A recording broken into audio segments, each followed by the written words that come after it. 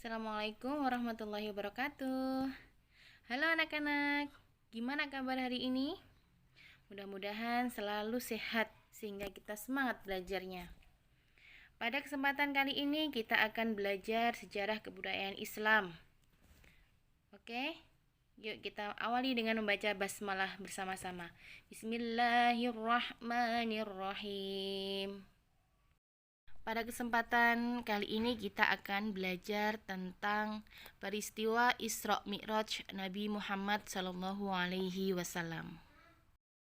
Pada materi peristiwa Isra Mi'raj Nabi Muhammad ini nanti yang akan kita pelajari yaitu yang pertama latar belakang peristiwa Isra Mi'raj, yang kedua pengertian Isra Mi'raj, dan yang ketiga yaitu perjalanan Isra Mi'raj.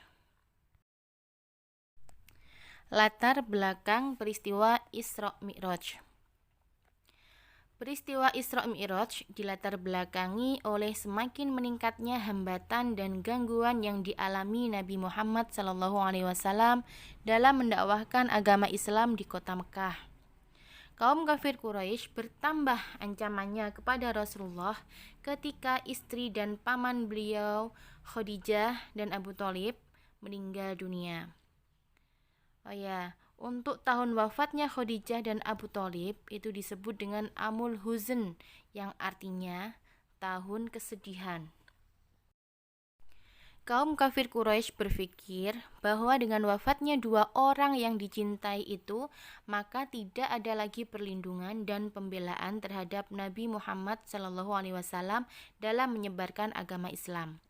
Demikian juga ketika Nabi SAW menyebarkan dakwah Islam di kota Thaif, kaum kafir Quraisy menghasut pemimpin dan masyarakat Thaif untuk mengusir beliau dari kota Thaif. Perlakuan penduduk Thaif terhadap Rasulullah SAW sangatlah kejam. Mereka mengolok-olok dan melempari batu untuk mengusirnya kembali ke Mekah. Atas jaminan perlindungan Mut'im bin Adi, akhirnya Nabi Muhammad SAW kembali ke Mekah meneruskan dakwahnya. Setelah Rasulullah diusir dari Thaif, maka semakin meningkat lagi ancaman dan rintangan dari kaum kafir Quraisy di kota Mekah. Nabi Muhammad SAW merasakan kesusahan dan kepedihan. Setelah ditinggal dua orang yang dicintainya, dakwahnya menyebarkan agama Islam selalu tiada henti dihalangi oleh kaum kafir Quraisy. Allah Subhanahu wa taala Maha mengetahui apa yang dirasakan oleh hambanya, Nabi Muhammad SAW yang sedang merasakan kesedihan dan kesusahan akan dihibur dengan melakukan perjalanan Isra Mi'raj, yaitu perjalanan di malam hari dari Masjidil Haram ke Masjidil Aqsa, lalu naik sampai ke Sidratul Muntaha atau ke langit ketujuh. Dan Allah Subhanahu wa taala juga akan memperlihatkan tanda-tanda kebesarannya secara langsung kepada Nabi Muhammad SAW melalui peristiwa Isra Mi'raj. Di dalam Al-Qur'an, peristiwa Isra Mi'raj ini dijelaskan dalam surat Al-Isra ayat 1 yang bunyinya Bismillahirrahmanirrahim. Subhanalladzi asra bi'abdihi laylam minal masjidil harami ilal masjidil aqsa minal masjidil harami ilal masjidil aqsa alladzi barakna hawlahu linuriyahu min ayatina innahu huwas sami'ul basir, yang artinya Maha Suci Allah yang telah menjalankan hambanya Muhammad pada malam hari dari Masjidil Haram Mekah ke Masjidil Aqsa Palestina yang kami berkati sekelilingnya, untuk memperlihatkan kepadanya tanda-tanda kekuasaan dan kebesaran kami. Sesungguhnya Allah jualah yang Maha mendengar lagi Maha mengetahui. Selanjutnya adalah pengertian Isra Mi'raj. Isra Mi'raj berasal dari dua kata, yaitu Isra dan Mi'raj. Kata Isra mempunyai arti perjalanan Nabi Muhammad SAW di malam hari. Sedangkan Mi'raj adalah perjalanan Nabi Muhammad SAW dari Masjidil Haram ke Masjidil Aqsa, lalu naik ke langit sampai Sidratul Muntaha. Sedangkan dalam sejarah Islam, yang dimaksud dengan Isra Mi'raj adalah perjalanan Nabi Muhammad SAW di malam hari dari Masjidil Haram ke Masjidil Aqsa, lalu naik ke langit sampai Sidratul Muntaha. Selanjutnya adalah perjalanan Isra dari Masjidil Haram ke Masjidil Aqsa. Peristiwa Isra Mi'raj terjadi pada tanggal 27 Rajab tahun 621 Masehi. Pada malam itu Nabi Muhammad SAW sedang berada hatim dekat Ka'bah. Malaikat Jibril datang menghampiri Rasulullah dan membelah dadanya. Malaikat Jibril kemudian membersihkan dada Rasulullah dengan air Zam-Zam. Kemudian Malaikat Jibril memasukkannya hikmah dan iman yang telah disiapkan dalam bejana emas. Malaikat Jibril mendampingi Rasulullah mengendarai buraq menuju Masjidil Aqsa di Palestina. Nabi Muhammad SAW dalam perjalanannya ke Masjidil Aqsa melewati beberapa tempat, di antaranya Madinah, Madian, Tursina, dan Bethlehem. Selama perjalanan dari Masjidil Haram ke Masjidil Aqsa, Nabi Muhammad mengalami peristiwa-peristiwa yang sangat bermakna.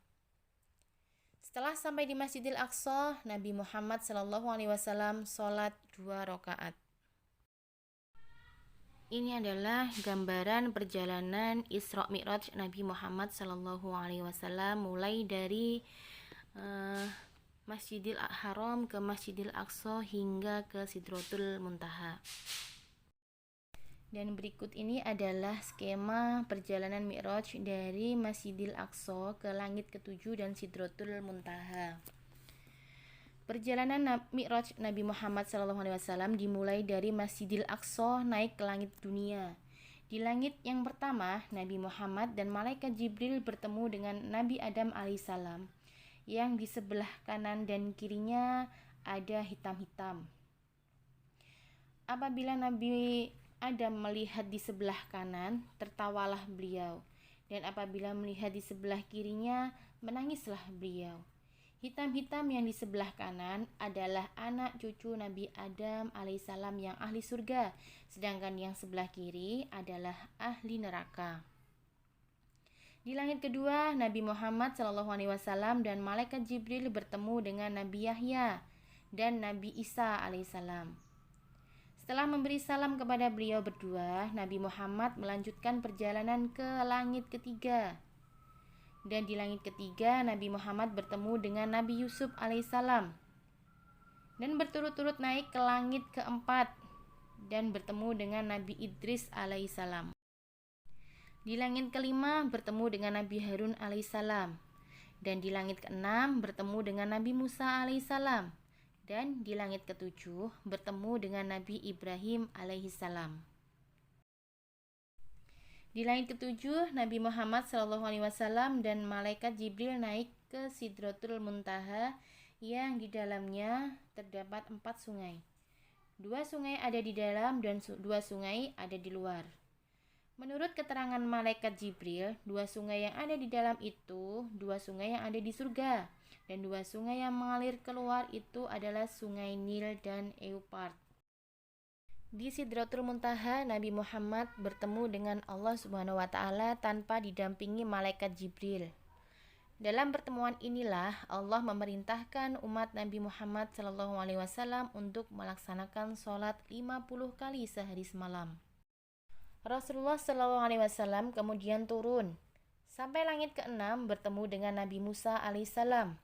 Beliau menyarankan untuk meminta keringanan kepada Allah Subhanahu wa Ta'ala dengan alasan umat Nabi Muhammad SAW tidak akan sanggup untuk melaksanakannya.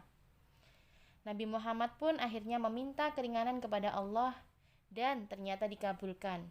Sholat wajib tidak lagi 50 waktu, tapi 10 waktu saja.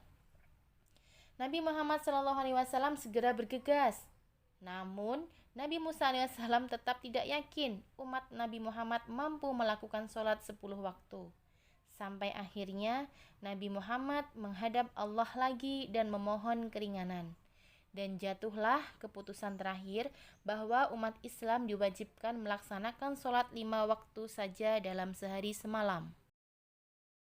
Jadi anak-anakku, jangan sampai kita meninggalkan sholat 5 waktu dalam keadaan apapun. Sholat adalah tiang agama. Semakin baik sholat kita, insya Allah baik pula akhlak kita. Sholat adalah amalan yang akan dihisab pertama kali kelak di akhirat. Jadi dalam kondisi apapun, jika sudah masuk sholat, utamakan sholat terlebih dahulu. Alhamdulillah, selesai sudah materi pada pertemuan kali ini. Mudah-mudahan berkah, manfaat, menambah kecintaan kita kepada Allah Subhanahu wa taala dan juga baginda Nabi Muhammad sallallahu alaihi wasallam. Amin amin amin ya rabbal alamin. Sekian dulu. Wassalamualaikum warahmatullahi wabarakatuh.